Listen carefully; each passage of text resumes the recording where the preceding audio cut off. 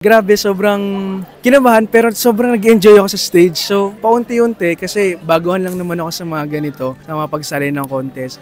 Hindi tulad nung last time, ngayon sobrang medyo kahit papano may kaba, pero kahit papano more confident na sa stage. During performing, every lyrics talaga, ninanamnam ko kasi yung favorite song ko, yung Leaves.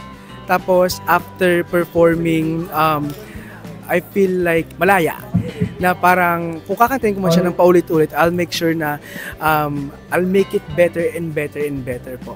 Pinili ko si Jassy na kalabanin kasi alam ko yung song niya very emotional and gusto ko ring lumaban ng patas and gusto ko magbigay sa mga sa Clash Nation ng mga emotional songs ba para pantay yung energy and level. And magaling si Jassy sa age niya. Sobrang laki ng boses niya. Palagi akong hanga sa kanya. Every time na meron kaming rehearsal, palagi ko siyang tinitignan and palagi kong pinapakinggan and palagi talaga ako napapaganda yung reaction ko. Gantong-ganto. Wow!